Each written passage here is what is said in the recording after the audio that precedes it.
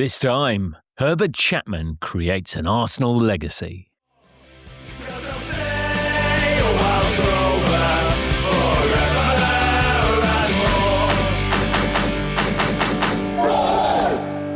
Hello and welcome to By Far the Greatest Team, a podcast in which football fans attempt the impossible to rank once and for all who is the greatest team of all time. My name's Graham Dunn, making the case for Oxford United, and joining me as ever, King of the Data. It is our very own Jamie Rooney. Hello, Graham. Good evening. There I was at the bus stop. Hadn't seen an Arsenal bus for ages, and two come along at once. And where's this bus taking us? It's taking us to the very first Arsenal episode we did, which was really about the film, but that's where we're going. We're on the murder mystery tour bus right now.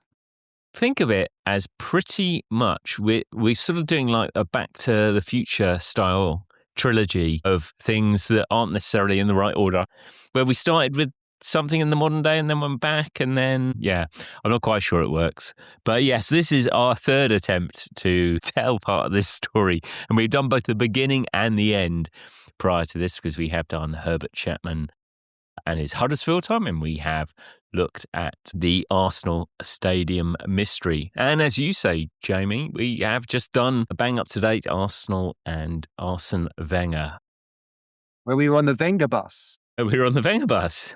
But yes, we are going back. And as we were joined for both those previous episodes, we welcome back. How are you doing, Phil? I'm doing very well, Graham and Jamie. Yeah, I'm looking forward to revisiting possibly the greatest sporting movie ever made.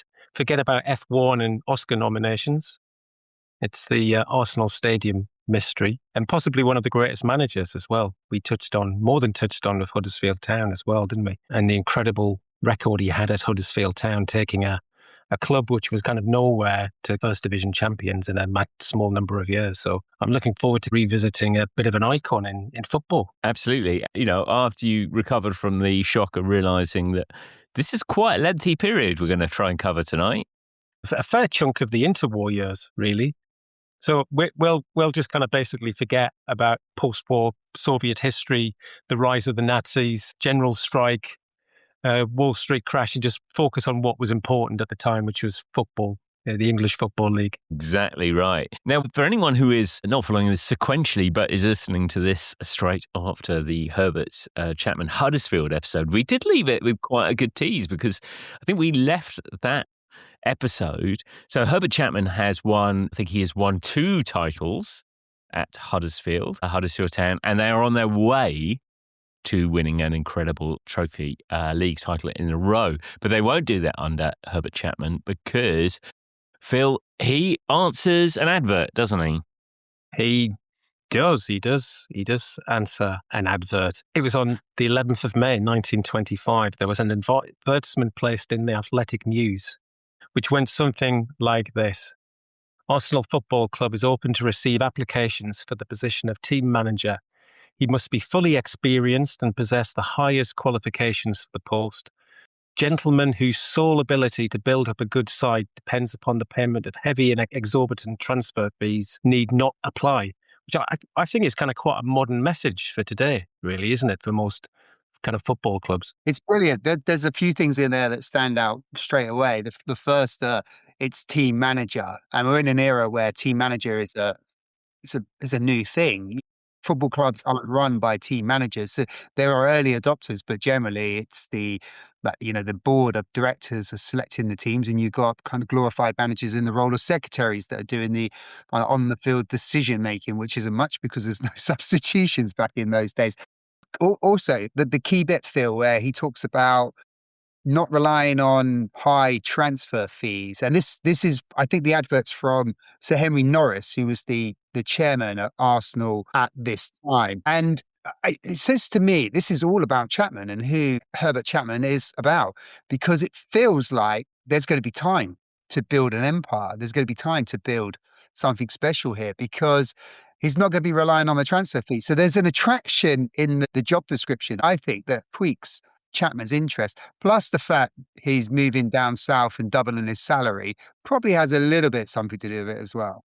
in purely footballing terms, it is not obvious that Arsenal is a step up on Huddersfield, is it?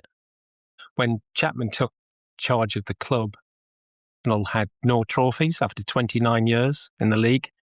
It had actually been in the league longer than Tottenham. It's obviously nearest rival since 1882 compared to 1886 for Tottenham.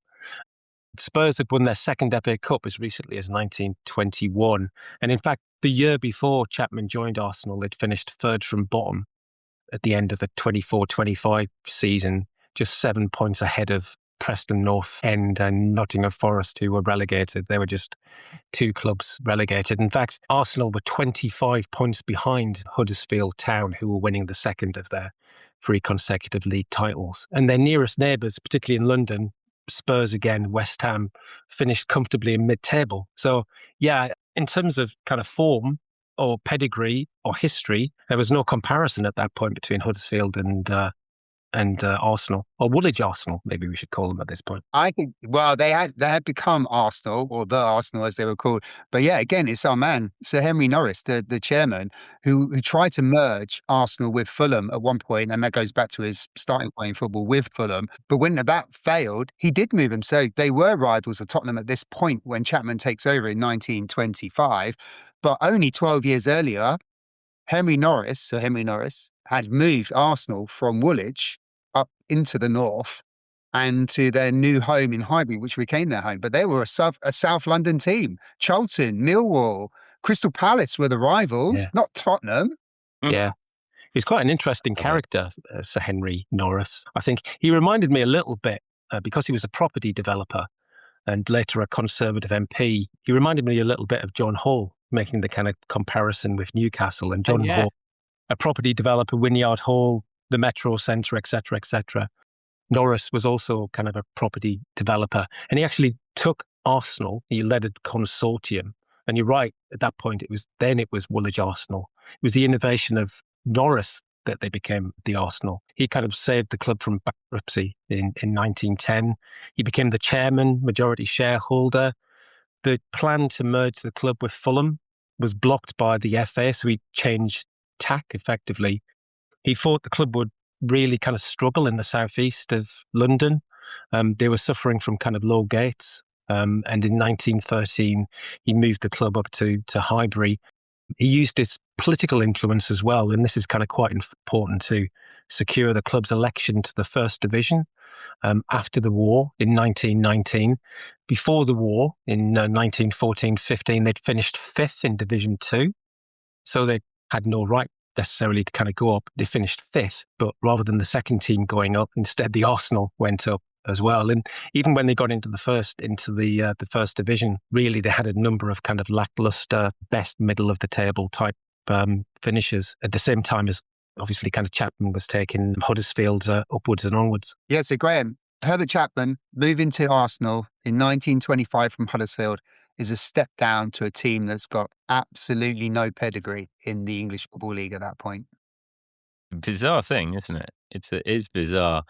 I guess there's a couple of other things going on around here, which we've touched on our previous podcast, which we should probably just step into to kind of set the context for this, because they are going to be major factors. So on the one hand, we have the way that Herbert Chapman is already evolving the job of being a manager and the tactical formation around the WM formation.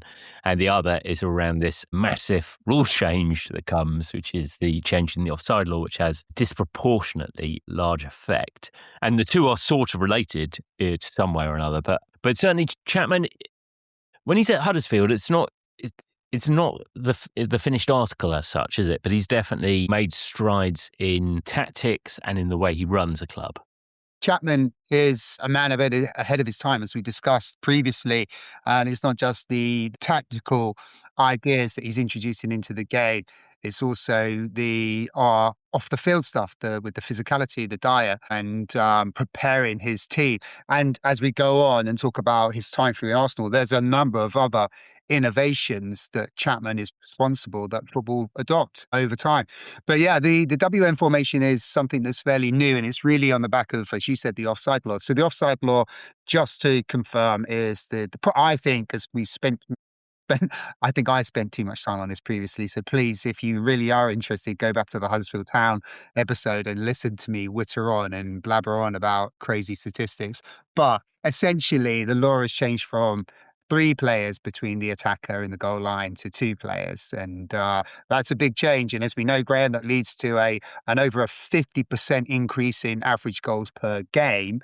But it also introduces the idea of shaping those tactics. And I think that's where Chapman is savvy, where he introduces the world to what we call the WM formation, which is essentially pulling one of your 3 midfield into the defense to make a 3, and then you draw back your inside wing positions as a 2, and then you got your 3 forwards. Essentially, he's changing the shape. He's drawn 4 lines on the field of play instead of the 3, which was the original pyramid. I suppose there's almost a mixed picture emerges here, because Chapman has an almost immediate effect in that first season.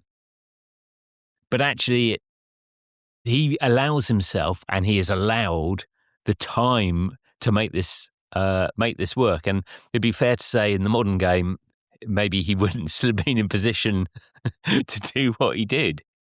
In 1925-26, so at his first season, the first game was a bit of a bad start. They lose against Tottenham at Highbury, but in front of 53,000 spectators. So that was probably for kind of Chapman making the case for why he'd moved from Huddersfield, who would traditionally struggle to make up their way in terms of support, particularly in a town more kind of closely associated with rugby league. But after that, Arsenal went on a really good run. They were undefeated in 8 games before things came to a bit of a staggering halt with a 7-0 defeat on the 3rd of October, which might potentially have actually kind of forced that kind of tactical rethink, because if nothing else, the WM formation gave probably greater solidity, particularly at the back, and more kind of control as well over the team in the way that it kind of played as well. But certainly in the 25-26 season, already a pretty significant upturn in terms of form. They end up being runners-up that year, of course, to Huddersfield, who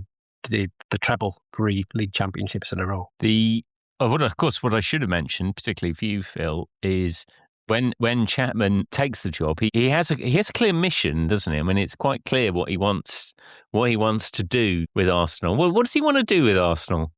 Boring Arsenal, kind of 1-0. I think he wants to bring a certain degree of solidity to the team. So if we think back to the Huddersfield example, yeah, egging you on, Phil, you on. So this will be the first of a number of references to Sunderland, I'm thinking. Well, I mean, what other team would you want to be recreating? Idea that somehow, I mean, promise. It's a promise, not an idea. To make Arsenal the kind of the Newcastle of the South, it just seems a complete anathema to me. Particularly given that the dominant team going into the 90s was actually their neighbours on the Weir rather than that smaller team on the Tyne. But yeah, this seemed to be kind of part of the kind of 5-year strategy to become the Newcastle of the South. Yeah.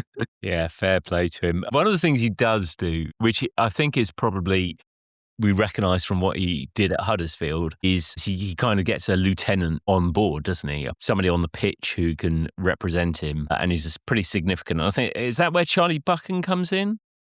Yeah, that's obviously a kind of far more important reference, I would say. So if we kind of went back to the example at Huddersfield Town, what was interesting there was that he kind of brought in a player called Clem Stevenson from Aston Villa, and he went them just after the war and went on to play 248 games for Huddersfield Town.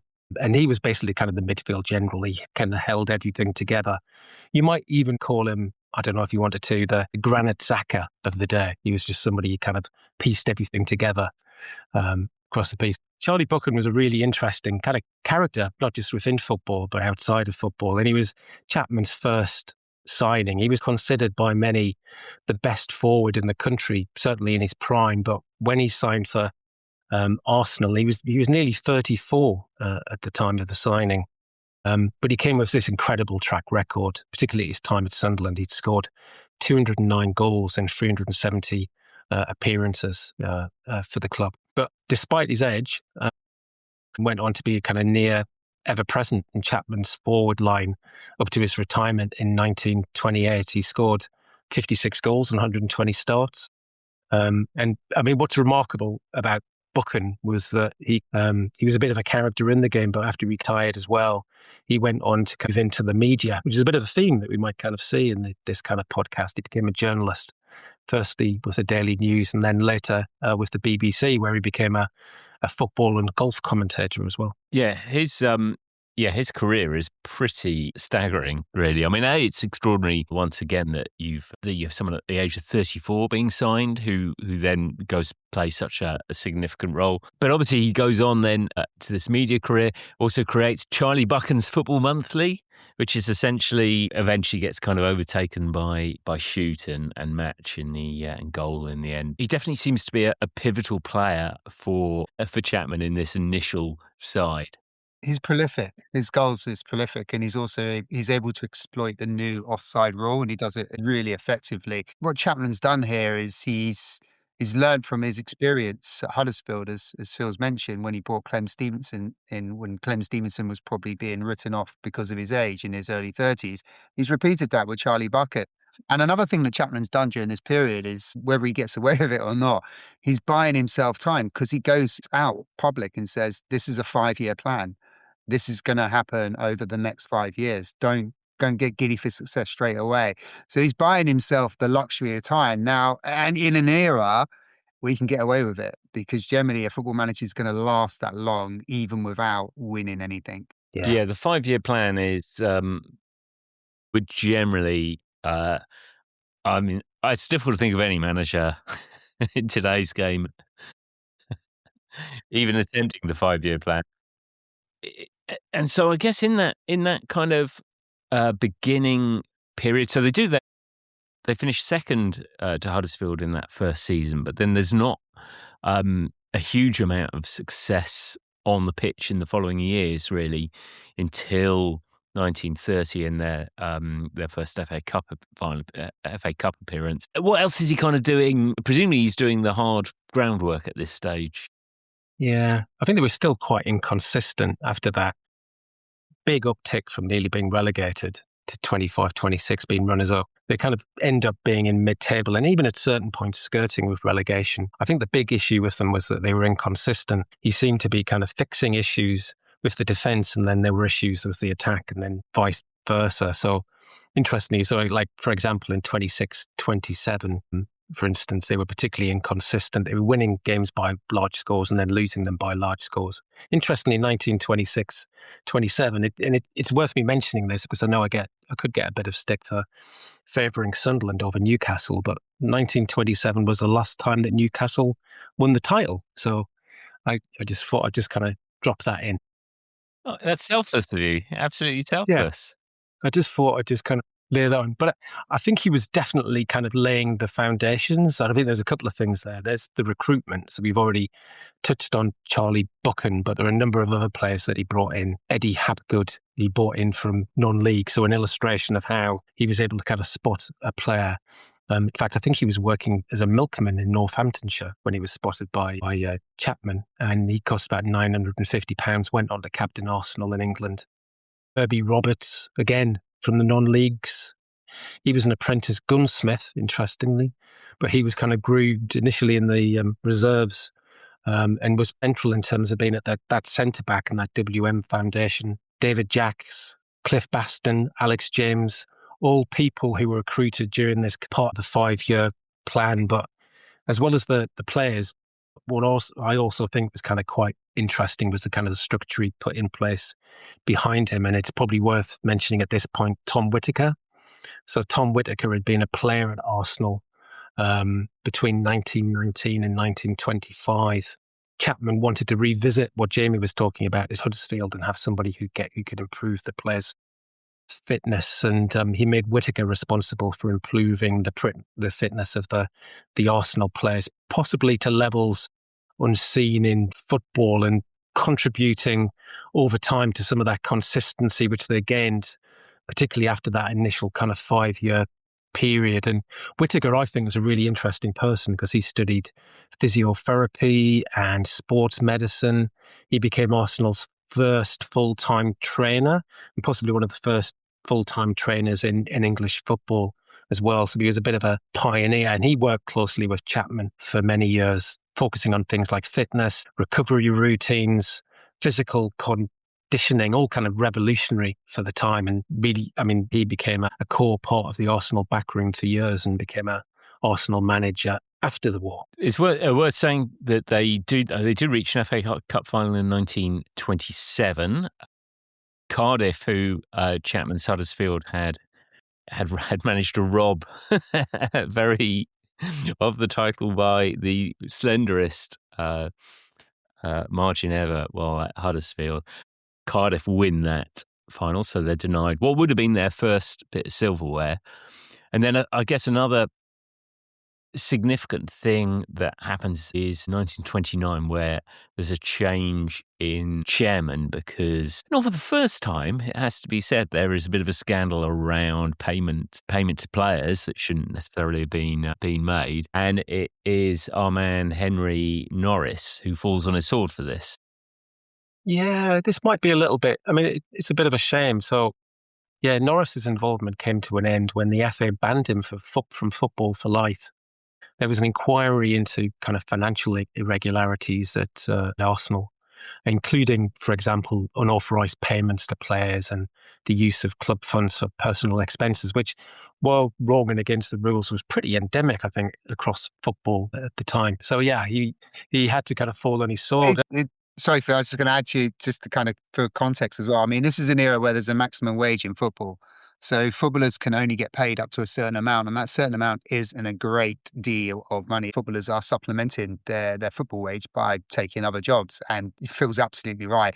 It wasn't unusual, in the great wise word of Sir Tom Jones, to say that lots of football clubs were putting help in their players in not the most regular ways.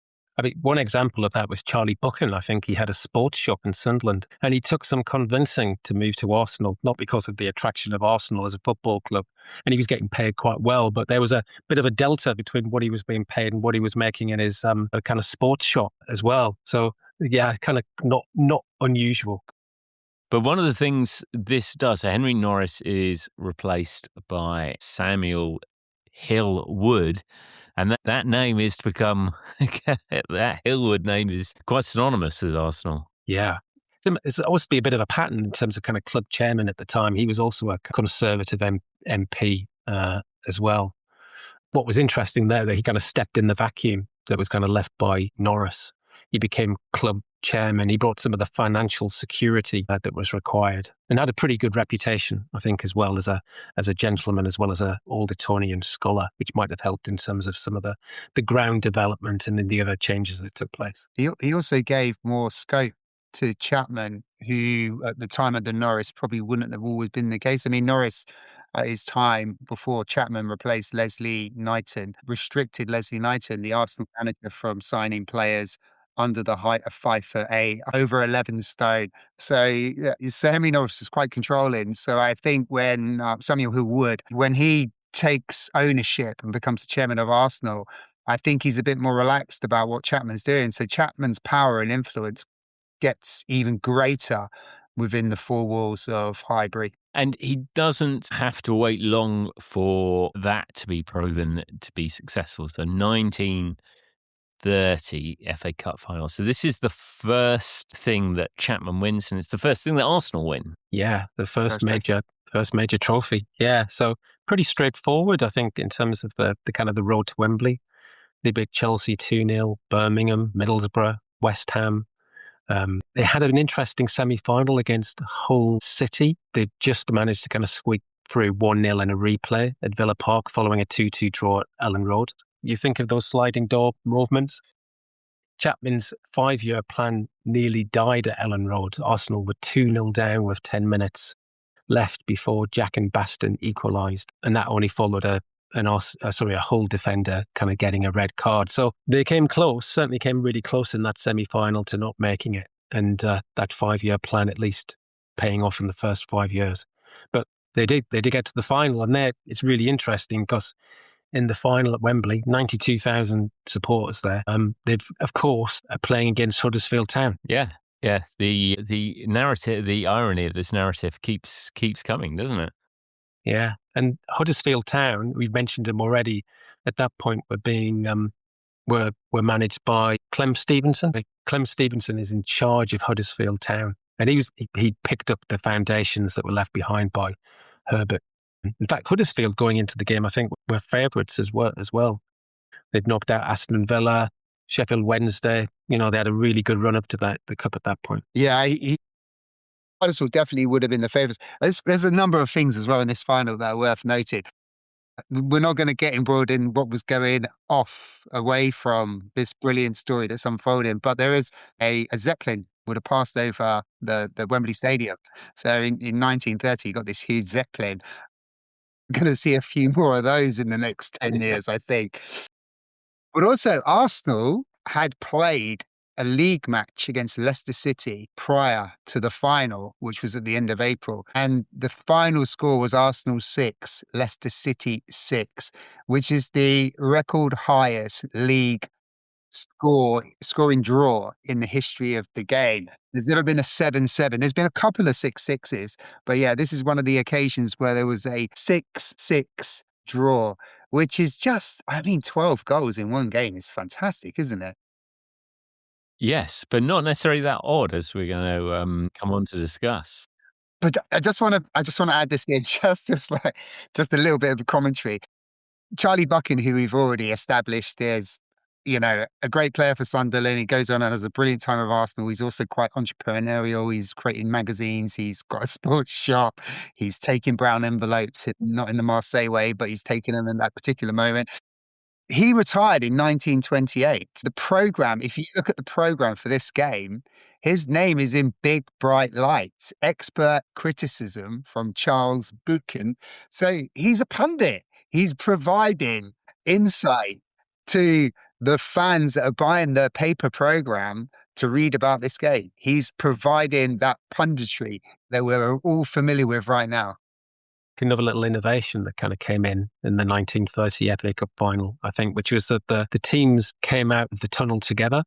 I think partly at Chapman's suggestion, which of course is a tradition which survives to the current day. That was the first time it happened, albeit with the captains at the front rather than the managers, which is what we see today. Also worth saying, one tradition that doesn't last, but which was introduced by Chapman at this one as well, was apparently the two sides dined out together at the Café Royal after the game, or Café Royal. And I think this was then meant to be, again, supposedly one of Chapman's ideas and innovations, but I think it is the only time it happened. Could be some other parallels that could be drawn, particularly with Arsenal, because actually I think it was one of those cup finals where, for Chapman, he got his tactics absolutely right. But Arsenal were under sustained pressure right through the game.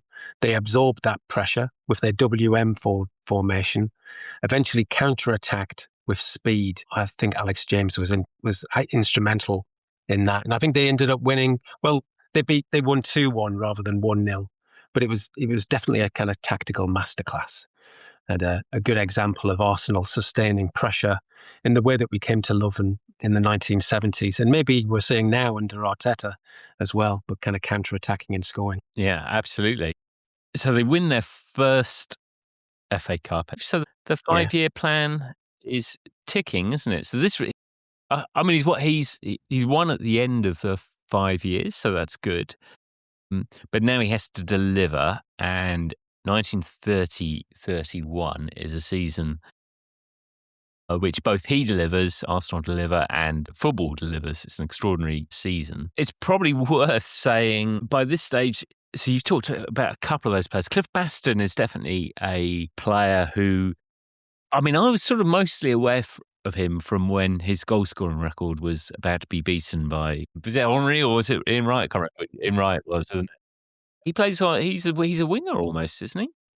I think he is. He may be more like an Henri within that formation. I think the interesting thing about Cliff Baston, and there's a few examples of this through this story, is that when he signed as a teenager in 1929, I think he'd been spotted, another example of Chapman spotting a really good player.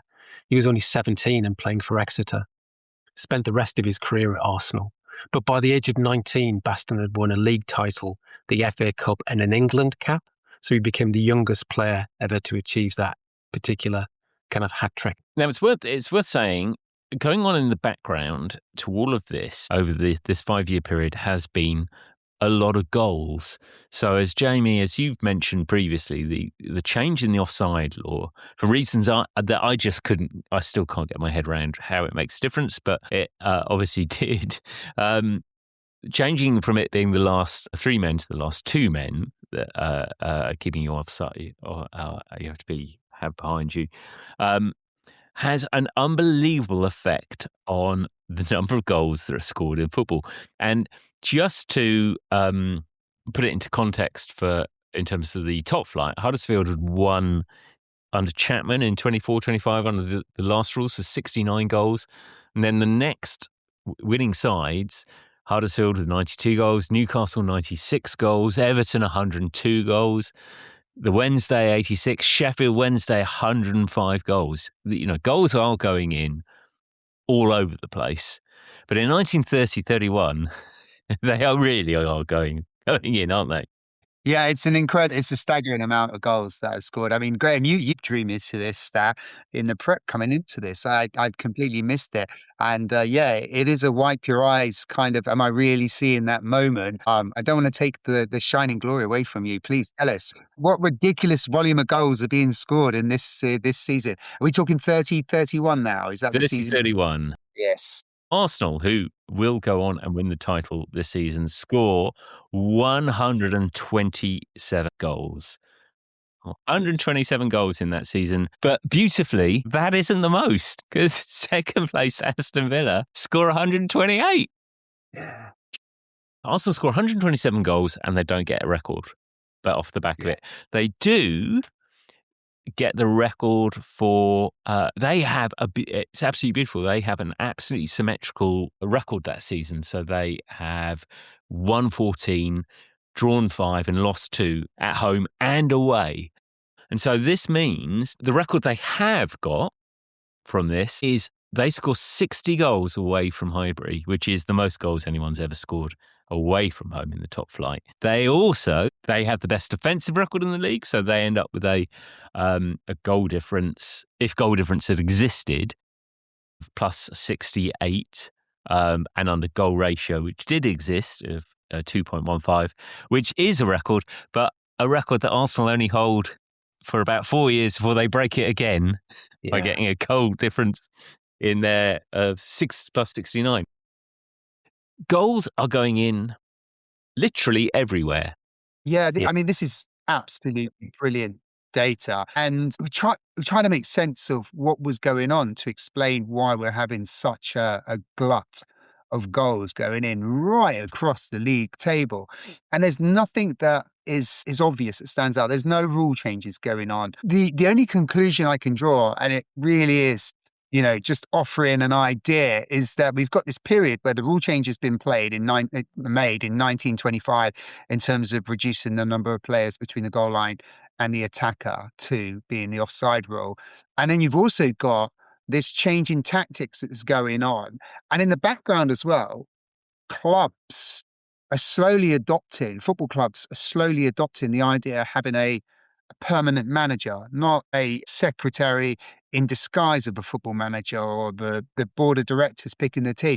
So you've got this whole cocktail of things going on in football, and probably teams are trading ideas off one another when they meet up. So it's not an explanation of any real depth, but it's kind of an idea of why. But one thing we have established out of this, Graham, is that there's a new king in the data in town, and mate, fair play. Well, I kind of warmed to the theme. So, because what I found was interesting is it's across the board. So Sheffield Wednesday, who finished third, score 102 goals. Everton in the second division, I don't often do this, so I need to get my stats in front of me. Everton, who are in the second division, they win the second division scoring 21 goals. In the third division, Chesterfield and Lincoln are the top two, and they score 102 goals each. Don't ask me what went wrong at Tranmere. Tranmere finished fourth, despite scoring 111 goals that season. And Crystal Palace score 107 in the fourth tier. So 8 teams that season make centuries of goals. Yeah. I mean, whatever's happening is going beyond just what Herbert Chapman is doing. There was also some kind of quite mad games as well that kind of contributed to that as well, wasn't there? The one that stood out for me, a 6-5 win for Sunderland, of course, over Liverpool in December 1930. And a Bobby Gurney hat-trick, of course. 6-5 on top of a 6-all. There's definitely something happening. What I also like about this is it's just 90, there's something.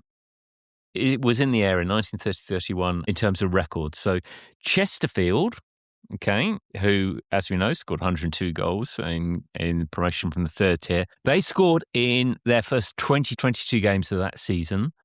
They had also scored in the previous 20 games of the last season. So they basically go from Christmas Day 1930 to Boxing Day 1931, scoring in 46 consecutive games.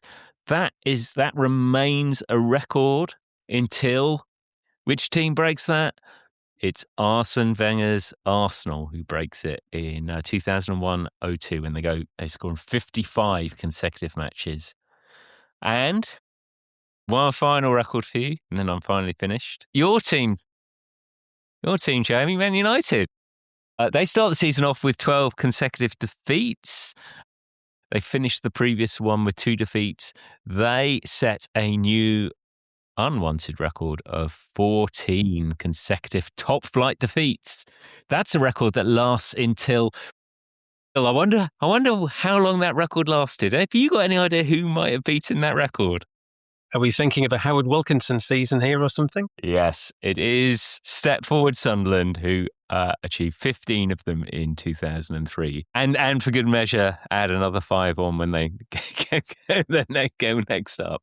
But that's bizarre, isn't it? Just to have so many records which last, 70, more than 70 years in some cases. Well, they're exceptional numbers. They're not going to be repeated. And there is no set, clear rationale behind it. It's just what we've kind of tried to establish, that there's a cocktail of things going on, notably with the tactical changes and innovations going on in football, managerial changes and established managers in clubs. So, yeah, who knows, Graham? It's a mystery. But it's not a mystery that's over just now, is it? No. So, but for our story tonight, obviously, the bigger issue, or the bigger thing, is that Herbert Chapman's Arsenal have won their first title. And this kind of sets in motion a period of sort of crazy success, which they are to build on. And we'll talk about exactly how they do that after the break.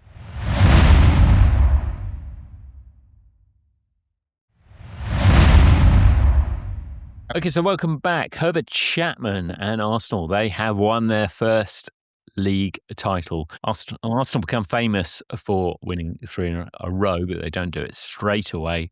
And this is actually a period of massive dominance, which comes, although Herbert Chapman's story ends kind of rather abruptly, which we'll come on to. But I suppose everything with this story is about the legacy of Herbert Chapman. And that goes not just to, I think what he's obviously hugely known for in terms of his tactical genius and so forth, but is actually in creating Arsenal as a brand, I guess. Arsenal as kind of the, which has a lasting impression. They remain one of the biggest football clubs in the world, and lots of the stuff that we know them for come from Herbert Chapman, don't they? There were some aspects of that which seemed kind of quite mundane today, but of course the time were were kind of quite revolutionary. So some of the things that I have noted down, shirt numbers. Chapman is a pioneer of shirt numbers, which were kind of introduced to help spectators and journalists as well identify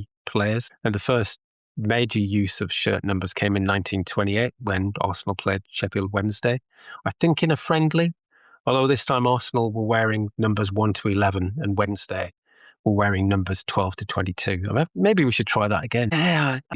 But, I mean, a couple of things. For a spectator, it would make it slightly easier to recognise who the players were, and obviously for the journalists as well who were reporting on the teams. Related to the shirts as well, possibly one of the most visible changes that Chapman introduced was in 1933 when he altered Arsenal's kit. Previously, Arsenal had worn a plain red shirt, and Chapman introduced the famous white sleeves. So the Arsenal shirt now, I guess, is the second most famous red and white shirt in world football. And again, it helped to kind of make the players more visible to teammates on the pitch. It gave Arsenal a slightly distinctive appearance and strengthened the kind of club's identity and brand as well. I think this is all the kind of. Sorry, I was going to say it wasn't just the shirts. Is it socks as well? Did he do something with socks, or is it go beyond that? Yeah. So Arsenal have the full red shirts, the white shorts, and up until the early 1930s, black socks. So that they're basically Manchester United as we know them today. And Chapman not only introduces the white sleeves, as you say, Phil, he also changes the socks to hoops, blue and white hoops. And he does that on the idea that would make it easier for his players to recognise one another if their head is down as they're on the football. It's smart, isn't it? He's thinking of everything. Yes, it really is. On the shirt numbers, I mean, it's easy to forget. I mean, it seems odd that there would ever been a period where you didn't have numbers on the shirts and weren't able to tell things apart. But then, you know, when we were first watching cricket, they were all wearing whites with no numbers whatsoever. So why would you possibly want numbers? But in cricket, there is a clear distinction because the two players that aren't bowling are holding big wooden things and they don't move much. That part, I guess, is more obvious. Any other innovations from the man? I was just thinking it's kind of very modern to think about media and club promotion, and you have any number of clubs that have kind of chief commercial officers and you have big kind of press office teams and everything else. And Chapman, even in the 1930s, I think it's remarkable, he's thinking about press coverage for Arsenal and how it kind of plays out. And of course, we move on to kind of George Allison later on. He's talking to and engaging with journalists and he's interested in what they've got to say. And promoting the club. Would you say even kind of marketing the club to a wider audience through the contacts he's got with journalists as well? Yeah. And that's even before we get to the renaming of the underground station. Yes, Chapman is doing so much more beyond the football pitch. He is really the first general football manager as we know them in the idea of Shankly, who we've covered and will be covering again. Clough, Ferguson, all of these managers that have this autonomy about the whole running of the club and bringing ideas into how they're going to administer football. Chapman is doing that. He's just so far ahead of everybody else. You know, floodlights. He introduces the idea of floodlights as well. And they're banned. And the football, the FA, the authorities are resisting so many of these innovations that Chapman's come up with. They don't like shirt numbers. It takes ages for them to be approved.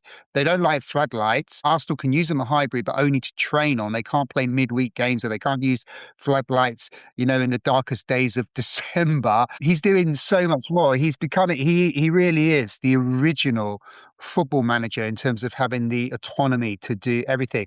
Yeah, and Phil, you're absolutely right. He goes on, and in 1932, he leads a campaign to change the tube station in the area from Gillespie Road to Arsenal. So he's literally putting Arsenal as a brand on the map.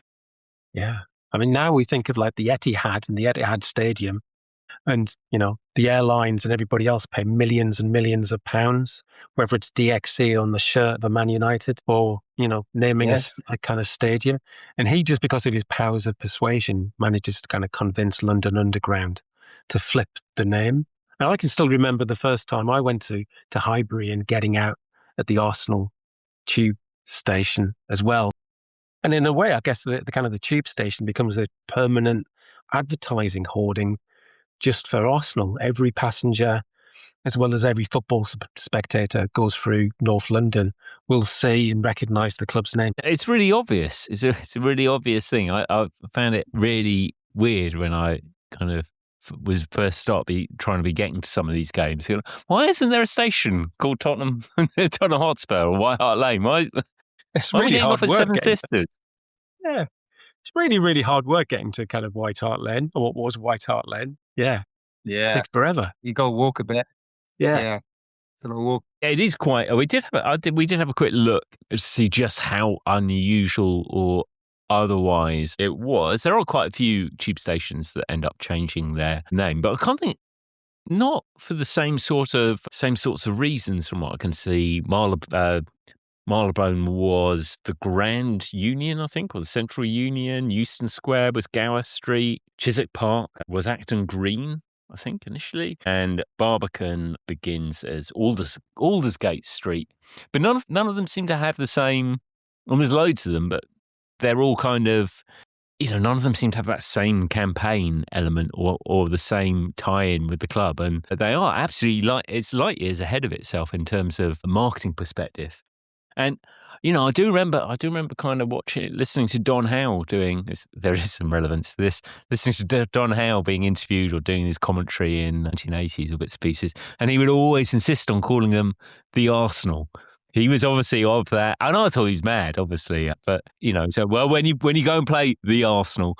But it makes sense if you look at the history. They're in Woolwich, Arsenal, which is the Arsenal. They moved to a location in North London that is not called Arsenal. So what are you going to call the club? We're calling the Arsenal. Logically, it makes sense. And there we are, a number of years later, they've named the tube station Arsenal. So they've created something that doesn't exist. It's a place in London that wasn't a place in London. It's a football team. But I mean, this is just Chapman. Honestly, the guy is an absolute genius. I mean, we can go. I know we need to get back to what's going on the pitch, but just a few other things that are really important. I think even going back to his Northampton Town days when he's a young football manager, after his pretty non-existent playing career, he's one of the first managers to consider signing black or foreign players. He signs Walter Toll at Northampton Town, one of the first black professionals in the game. He's promoting 20 years before it begins a competition for Europe's best teams. So in the 1930s, the 1920s, 30s, he's promoting the European Cup, which gets adopted in the 1950s. And he's also, and I think this is something that probably does get lost to history, he's unofficially the first England manager, professional England manager. Yeah. So he's keen on touring. He likes to take his teams onto the continent to play in football matches, in organised friendlies. And he's good friends with Hugo Miso and Jimmy Hogan as well, who pops up and appeared on this podcast a number of times. So England take part in a friendly competition against Italy and Switzerland. Chapman is the professional football manager in an unofficial capacity managing the England team. And this is way beyond when England would even consider having a professional football manager doing it as a full-time job. He is everywhere. On the pitch, 1931, 32, he has high hopes of, now the 5-year plan is in place, everything's going to... And why wouldn't you, when you've been quite successful at Huddersfield, once you've got to the top of staying at the top, why would you not think it's possible? So he targets the double the next year and comes very close to it, finishing second in the league and runners-up in the FA Cup to, dare I say it, Newcastle. But it doesn't take him long and Arsenal long to get back on the goal-scoring track, does it? No. 1932, 1933, they had a bit of a slow start to the season, winning at Birmingham, losing away at home to West Bromwich Albion. But then they went on, and this is a kind of bit of a theme with Chapman teams, they're kind of consistent. They went on a 12-game unbeaten run, including, amazingly, a 6-1 win against Sunderland at Highbury, which is difficult to believe, isn't it? But it did actually happen.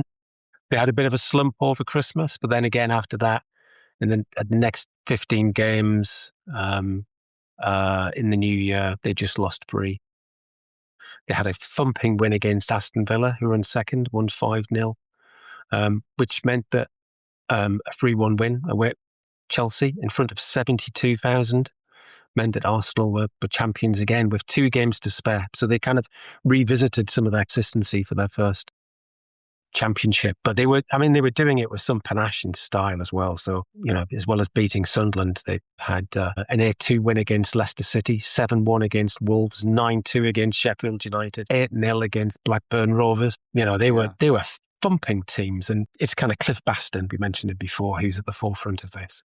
He got 33 goals, all of them in the league that season. He was just kind of stellar that year. In any other season or walk of life, the 118 goals they get that season would be noteworthy. But also, I think at this stage, I was reading that he's also aware of that it's starting to be an aging team, and he's already got one eye on kind of evolving it.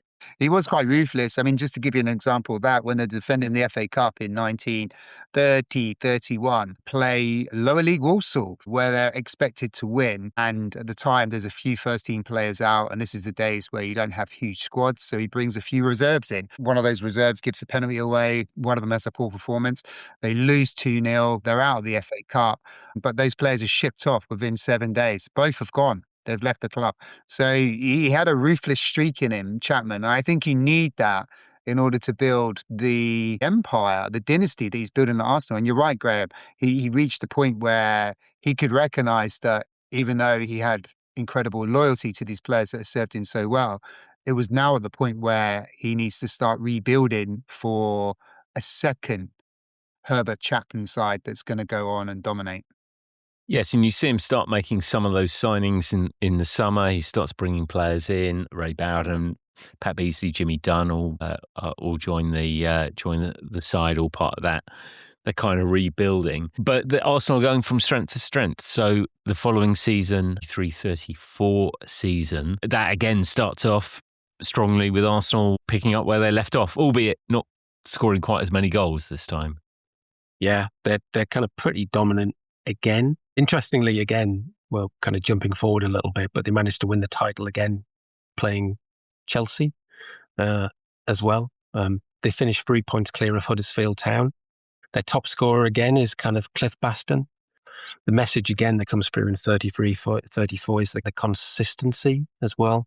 They're top of the table at the end of September. They managed to thump Middlesbrough 6-0. They played They've had 3 wins, 3 draws, 2 defeats, but then they go on another long unbeaten run, 10 games in a row before they lose again at Sunderland, actually, on the 9th of December. So by the time you're getting into Christmas, they're looking really, really strong, really consistent. They're kind of tight at the back. They've got Baston scoring goals up front, Alex James feeding Baston and others as well. They're looking really, really strong. It's as if nothing could kind of possibly go wrong as we enter the new year of 1934. Yeah, and then fate plays a tough hand. So Chapman is, this all seems to happen very quickly, actually, doesn't it? Chapman is, I think he heads north for to watch some games, scouting wise, to watch the next opponents on January, and returns to London with a cold, which then turns into pneumonia, and within a week, Herbert Chapman's dead, isn't he? Yeah, it's kind of quite incredible because he was, it probably played to his strengths. He's had an eye for a young player, and he was bringing some of those players through the reserves and into the first team to kind of talk to how you rejuvenate the team. So one of the matches he travelled to see, I think, was a Arsenal C game, which might have been against the C team of Everton.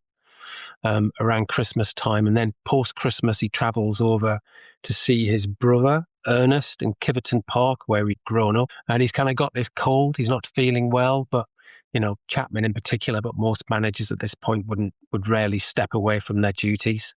Chapman continued to work despite feeling unwell, and he was making preparations for games in the new year as well. But when he returned to London and his home in Hendon in North London, as you mentioned, Graham, his condition deteriorated and he died at his home on the morning of the 6th of January. The official cause of death was pneumonia following influenza, which is, I mean, it's something we recognise today, but the irony being that antibiotics such as penicillin just weren't widespread at this point, certainly weren't in kind of general medical use. And of course, pneumonia without that type of medication could quickly become fatal, which is unfortunately what happened to Herbert Chapman. Yes, and so Chapman is just 55. It's, really young, or by today's standards, really young. And it's incredible that, obviously this has a massive effect on the club, doesn't it? Yeah, 55 is no age these days, Graham. It's incredible to think that this football genius, the original modern football manager in an era of the birth of the football manager, has been consigned to the archives from this point. It does have an effect on the team. I'm pretty sure they play Sheffield Wednesday the day he dies, and they draw that game at home. I can't imagine how that would have gone. What a sobering moment for the team. It's just, yeah, you've got to go out there and perform 7 days after you've just played Birmingham with a healthy Herbert Chapman, and now he's not there. He's passed away. And I think it does affect the players because they lose the next 3 games in the league. They lose to Manchester City, Tottenham Hotspurs and Everton. So it's definitely had a psychological impact on the team at that point. So in the background with Herbert Chapman and also George Allison, who's a key character, you've got Joe Shaw and Tom Whittaker, who are helping as part of what we call the backroom team. So Joe Shaw steps in and looks after the team for the rest of that season from January onwards. So he's been at Arsenal for some time. He's not unfamiliar with the setup. He's not unfamiliar with what Chapman has been doing at all. So he steps into Chapman's shoes, for want of a better expression, and guides the team for the rest of the season. And guides them successfully through. So they do retain the title, a second consecutive title for Arsenal, and their third in 4 years, which, as you say, Phil, I think they win by a couple of points in the end. Yeah, reasonably kind of comfortably. They obviously have an understandable stumble around the death of Chapman, but they rebounded. I think on the 10th of February, they kind of kicked in again. They had a 2-0 win at Middlesbrough, and then they won 11 of the next 15 games, making them champions with a game to spare. So again, they kind of picked up that consistency, which was so typical of a Chapman team. And then it's in the summer that George Allison comes to the party now. He's an interesting character, isn't he? He does the Charlie Buchan thing the other way around, doesn't he? Yeah, he was a journalist, of all things. So he'd been on a sport correspondence from the early 1900s. He'd worked for a range of newspapers: Sunday Chronicle, Athletic News, Daily Sketch, Sunday Herald, Evening Standard, and many more. In fact, he's been a London writer for the New York Post as well. But it was in the 1920s that he started to kind of move from print into kind of broadcast. And obviously this is at the early days of kind of broadcast and broadcast journalism. So he became one of the BBC's earliest radio commentators on football and horse racing. And of course, in 1927, he was asked by the BBC to make the second football commentary ever broadcast. That was a match between Newcastle United and Corinthians at Crystal Palace. And in the 1928, he was the commentator for the first time in an FA Cup final.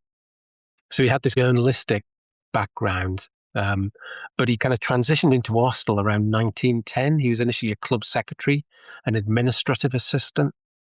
He then became club secretary and then managing director. So he's kind of working up, but more on the kind of the business side of things. And then he joined the board of directors in the 1910s. And it was during this time he became a kind of trusted lieutenant. I think he was behind the scenes helping with the move to Highbury in 1913. He was handling some of the legal and media matters with Sir Henry Norris. He was Arsenal's press officer and public relations chief. Really kind of modern terms today, isn't it? Effectively football's first PR type man, working with Chapman from 1925, and it was in 1934, perhaps surprisingly, but he had big influence within the club that he stepped in as manager.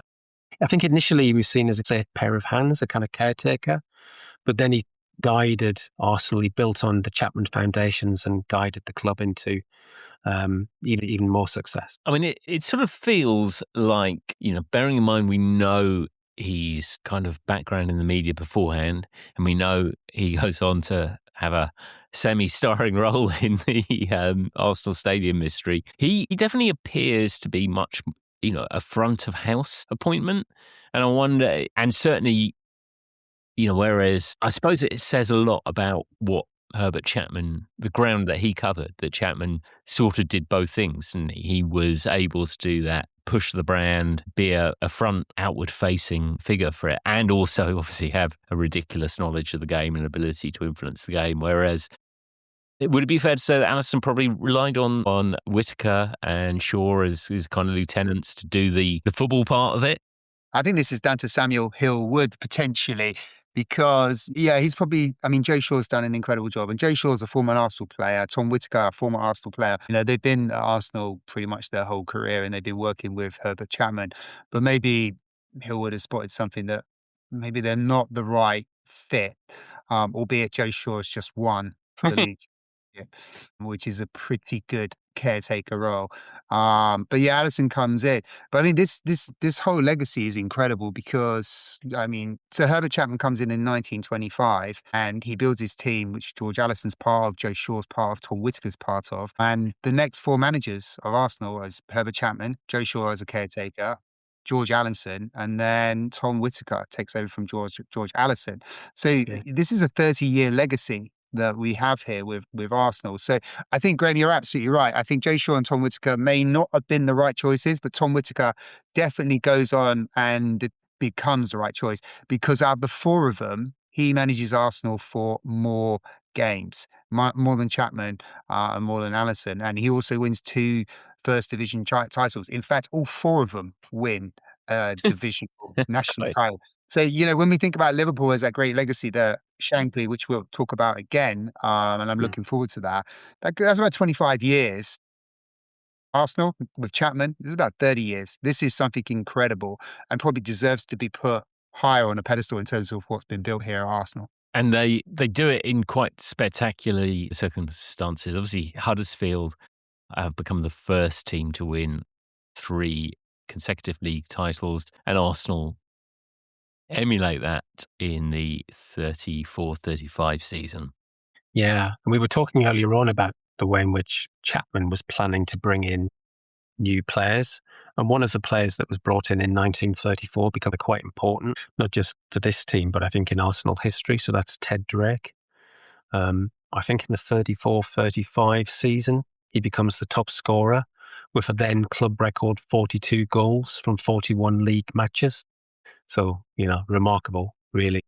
In fact, he scored a couple of more goals in kind of cup competitions as well. So he was coming to the fore. Arsenal, with its effectively kind of new ground, its new stands, was kind of, it increased its kind of capacity. And in 34-35, Arsenal had their highest ever Highbury attendance, 73,295.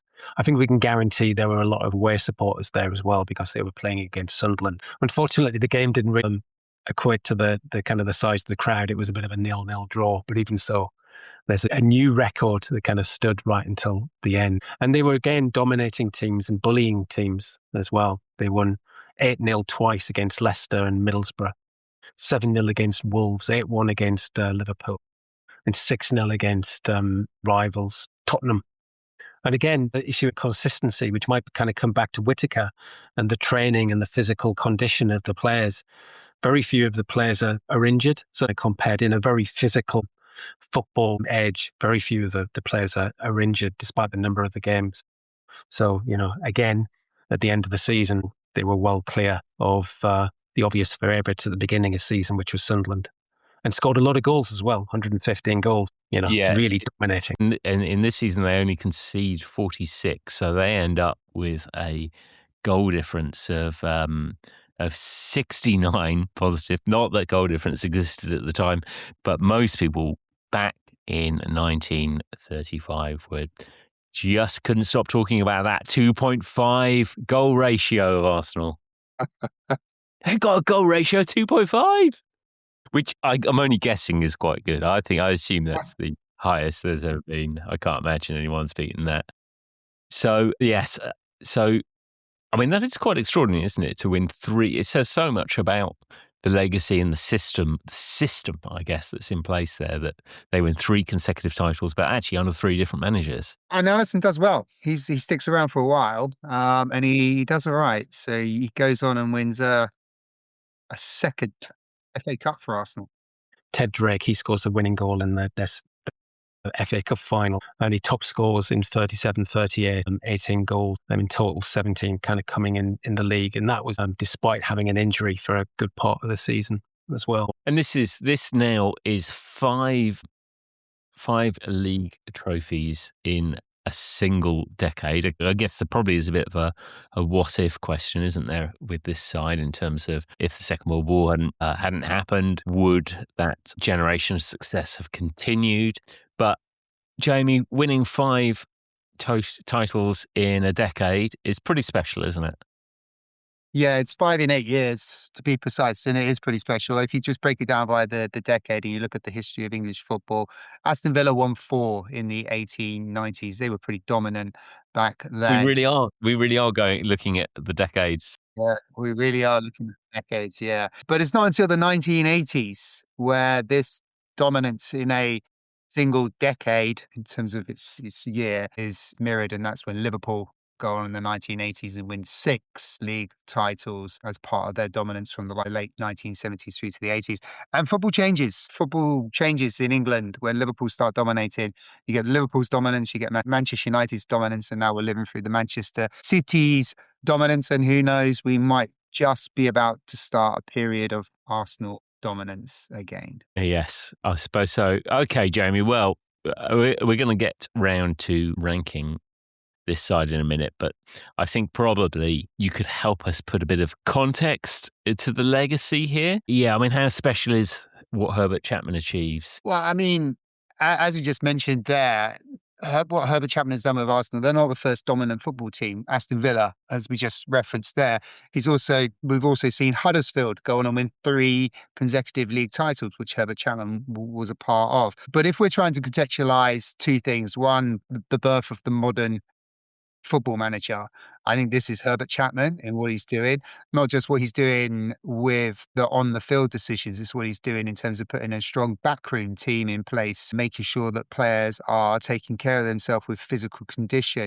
looking at what he can do to improve the conditions of the football ground with floodlights, with branding around the Arsenal Gillespie Road switch, our recruitment as well. We've spoken about some fantastic players. So Arsenal are probably the first super club, I would say. And I think Herbert Chapman is the heart of that in English football. 5 league championships in 8 years is incredible. But the most important thing for me is that Chapman's built in continuity. He's built in legacy. So whatever his ideas were, he's a brilliant leader because he's been able to transmit his ideas throughout the operation of the club. In an instance when he's not there, the club continues in the same path that he had outlined for them. So I think that's a special talent to be such an incredible leader. And I think that just puts this legacy into a completely different space in terms of teams we've talked about before. I mean, and Arsenal never won a trophy in their history until Herbert Chapman turns up. And now they're probably arguably the 3rd most successful football team in English football behind Manchester United and Liverpool in terms of number of titles won. There we have it. Okay, well, we've set the scene. I'm going to go back to you as we are going to get round to ranking this team. You might just say exactly the same. As a reminder, we have 5 categories of greatness. Time greats at the top, true greats the 2nd-tier category, 3 others below them, but we are not going to need to talk about them for this team. Jamie, where are you going? Yeah, I think you know where I'm going to go on this. So Arsenal 1925 to 1939 with a movie at the end, which is fantastic. Everyone loves a movie at the end. They weren't the first English football dynasty. We've seen them before. Villa, Sunderland, we could argue as well. Sunderland won a number of league championships in the 1890s. In fact, Graham, if I can digress a little bit, Herbert Chapman as well. He's only one of 4 managers in the English game to have won titles with more than 1 football team. And we prepared for this, so I know you know the answers. So I'll let you have a stab at it, and I'll digress and come back to my ranking, because I feel it's only right that we let Phil get involved in this as well. We've got to go back a long way for the first one, though, haven't we? We've got to go back We to do. the 19th century. So we're going back to a gentleman by the name of Tom Watson. He was manager of Sunderland. He was a successful manager of Sunderland, the Regis Lebris of his time. He won the league championship with Sunderland in 1891, 92, and then 1892, 93, and then moved to Liverpool for some reason. He left the team of all the talents and became Liverpool manager and repeated his success in 1900, 1901 as well. So he was the first manager to win the league with two different clubs. We then got Herbert Chapman. He was. As we know. We know Herbert Chapman very well. The third one, I mean, there's a couple of managers in between that have won multiple league championships with the same club. I guess Bill Shankly, Matt Busby, but we've got and again, another friend of the pod, really, isn't it? Mr. Brian Clough, I'm guessing, is next. So, of course, he, as we've kind of discussed in the past, he was successful at Derby County in 1971-72, and then for the first time with Nottingham Forest, 1977-78. Maybe kind of similarities with Herbert Chapman there as well, in that he took two relatively small clubs, because Arsenal were a small club at the time, kind of got them to kind of back-to-back, with Forest, back-to-back European Cups as well. And then I think in the next one, am I thinking again Liverpool as well? And Kenny Dalglish? You are. Yeah. So that domination you were talking about earlier on, Jamie, with Liverpool, 1985, 86, 1987, 88. And then remarkably with Blackburn, 1994, 95. What a Blackburn supporter would give for that kind of success at the moment, I would say. Yeah. No. Yeah, it's difficult to believe that Blackburn won the title as they shortly prepare for life in League One. Yeah. Incredible. Yeah. No, those words could come back to haunt me. Yes, indeed. So that, as you say, I think of a special rarity with Chapman. It is. So, I mean, this Arsenal, Chapman's Arsenal, Joe Shaw's Arsenal and George Allison's Arsenal, they weren't the first club in England that felt bigger than results alone. They are a winning team. They're a business. They're a brand. And they're a vision, I think, of what elite football is going to become. So Arsenal weren't England's first great team, but I think they were England's first super club. And for me, Graham, this is all-time greats all day long. Well, I feel you're my only hope to talk them down. Where are you going? No, I'm afraid I'm going to let you down. Sorry, Graham. I've kind of the same opinion of a sustained period. I mean, there's everything there, isn't there? There's no lack of issues or kind of reasons why you would describe Arsenal as a very modern club. We're kind of talking 100 years ago, but there are many aspects of it that feel really modern. The tactical innovation started perhaps at Huddersfield, but was really kind of grown with the introduction of the WM Foundation. Shirt numbers, floodlights, midweek football, red and white shirts, sports science, professional preparation, media and club promotion. We haven't really even touched on the development of the ground and the stands and the Art Deco and, everything else that kind of went along with that. Yeah, so there's so much to talk about with Arsenal in the 1920s and the 1930s.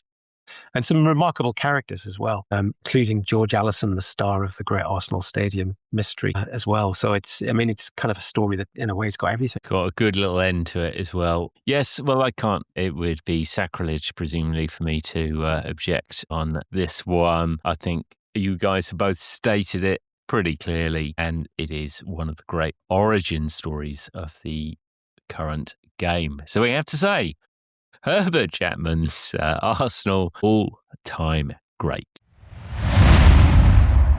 Good stuff. Enjoyed that one. We have finally closed the circle on the Arsenal story. Yeah. Yeah.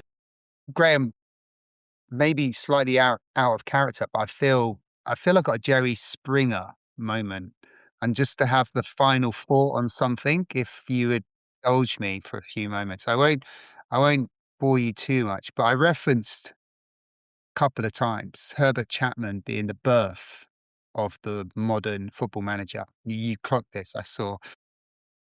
So 100 years ago, the birth of the modern football manager. I think we're now in the period of the death of the modern football manager. In fact, I go one further. I think we're in the death of the football manager. It's changing rapidly. And I pulled out some data, and I won't bore you with everything I wrote on this. I'll put it in a blog, or I'll make a separate video and put it on our YouTube channel, and bore lots of people. But when Herbert Chapman was manager in 1930 with Arsenal, the average lifespan for a football manager was about 8.5, 9 years. You would be institute. You would be running that football club as a manager. Now, obviously, manager means something different in 1934 to what it means in 1974, which means it means in 1994 and what it means in 2024. But if we say manager, head coach, the guy or gal who's in charge of the football team, and I will stress this is top flight English league statistics only. I haven't dug any deeper than that. So the 1940s was interrupted by war, and the period is about the same. The 1950s, about 6.5 years average lifespan of a manager. In the 1970s, that drops down to just above 4 years. In the 1980s, it's about 3.5, 4 years. And in the 1990s, it's down to 3 years, the average lifespan of the football manager. Now, that doesn't feel like a long time when you think about the job and the role as a football manager. But that trend is decreasing. We're now in the 2020s where the average lifespan of a football manager, in the top flight English Premier League is just over 2 years. So if that trend continues and that projection continues, then in the 2030s, it's going to be less than 2 years. It's going to be 1.5 seasons, which just doesn't feel possible. I mean, what is a football manager if you've only got 18 months to do your stuff? So I do think we are in potentially the era of the death of the football manager, but there's one ray of hope. And that ray of hope is Arsenal.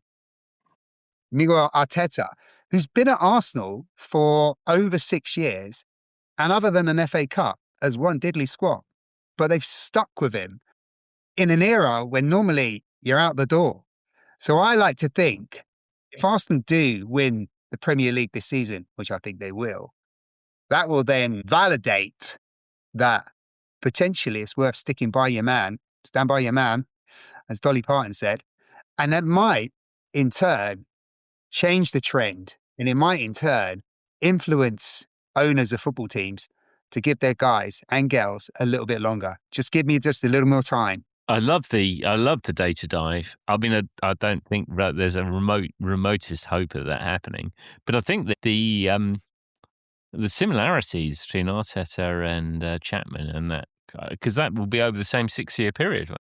Exactly. Yeah.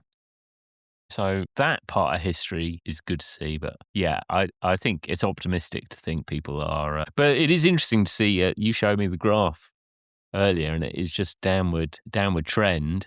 Now it will have to flatten out at some point, because at some point you reach a manager is in charge for one game and then someone else is in charge. So there is an inevitable bottom of it, and I think it feels now as though it can't get much change from that. But I don't know. What do you reckon, Phil?